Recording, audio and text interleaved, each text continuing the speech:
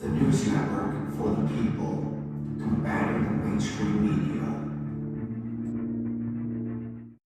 At the beginning of the coronavirus outbreak, Americans were told not to wear masks, and now we're being told to do so. So which is it? But I do have a word to the average American about how you can help as well. Unless you are ill, you have no need to buy a mask. Tonight, masks are flying off shelves as people panic about COVID-19 in the United States. Now the U.S. Surgeon General is urging people to stop buying them. Dr. Jerome Adams took to Twitter saying, quote, "Seriously, people, stop buying masks. They are not effective in preventing the general public from catching coronavirus." Great question that you ask. It's a fair question that you ask.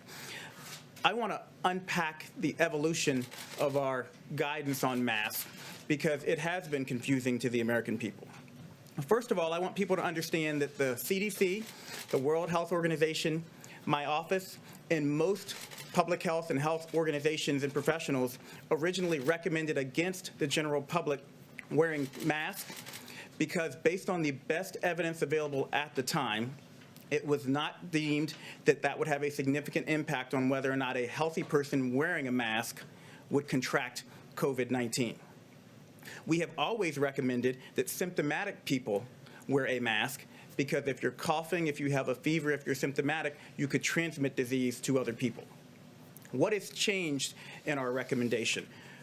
Well, it's important to know that we now know from recent studies that a significant portion of individuals with coronavirus lack symptoms. Okay, let me pause this right here. He just said, as of today, April 3rd, 2020, they now know that people with the coronavirus are asymptomatic and don't show symptoms for 2 to 14 days.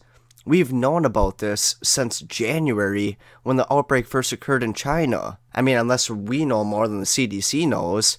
I mean, we should have been wearing masks. We should have been taking more procedures in the way beginning of this before it turned into a community spread. I mean, this is just ridiculous. They're what we call asymptomatic. And that even those who eventually become pre-symptomatic, meaning that they will develop symptoms in the future, can transmit the virus to others before they show symptoms. This means that the virus can spread between people interacting in close proximity. For example, coughing, speaking, or sneezing, even if those people were not exhibiting symptoms. In light of this new evidence, CDC recommends and the task force recommends wearing cloth face coverings in public settings where other social distancing measures are difficult to maintain.